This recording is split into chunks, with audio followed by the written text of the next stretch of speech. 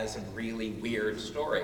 And the story is so weird, and the gameplay is so weird, it makes you try to think of what is the match between these two. And it's created a whole group of people trying to say, exactly what has the story got to do with this, the fact that I'm doing this gameplay? When in fact it's just a little 2D arcade thing. And one theory that's been bandied about that I personally like is the story is about a guy with OCD, and if you finish that game without a walkthrough, you have OCD.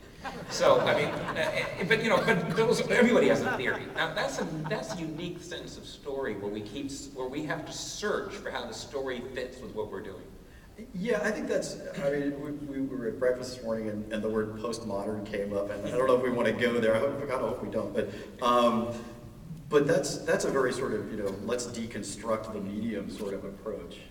And I think to some extent that's good. That's a little off-putting, I think I'd rather do something a little more accessible. I mean, again, I keep talking about my preferences because, I should probably be a little more even-handed than this because I think Braid is wonderful. I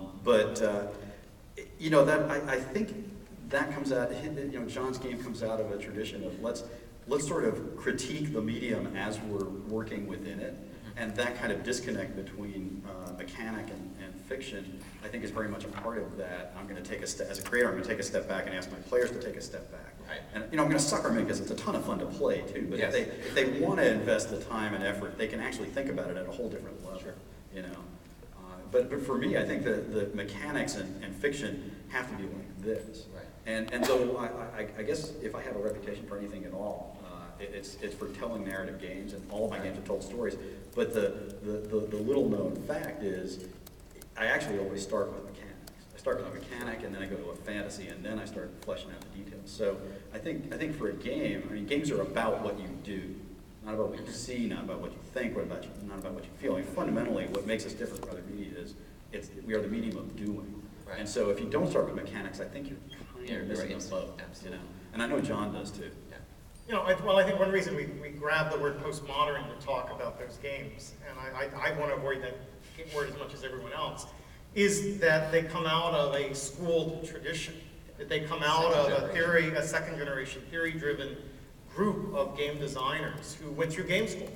If we go back to what the impact of film school was on cinema, what you got was two things. One was you got a productions team that could talk to each other because they had awareness of film as a system and an awareness of the trajectory of film, so they quoted films, they built on films, and so forth. And second, you got an audience that was schooled in the traditions of cinema who were ready to respond to them.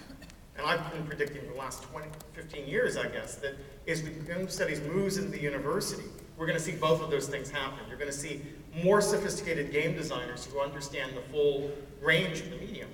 And even more importantly, you're going to have players who can keep up with them and are seeking out new content. And I think the exciting thing about an indie game movement right now is that we're seeing both. That the game schools at universities are beginning to innovate. And so something like Portal or Braid or Flow can be competitive for game awards because there's a growing awareness that games can do something different than they've done. And there's a market that's seeking that content out via the web primarily, who can educate each other. And so a site like Manifesto has space to discuss these games in critical ways among the consumer, not just give tip advice or not just say the game sucks, but to think, what is the game teaching us about the medium? And I think that new level of sophistication is, I think, one of the most exciting things that come out of games in the last couple of years. Yeah.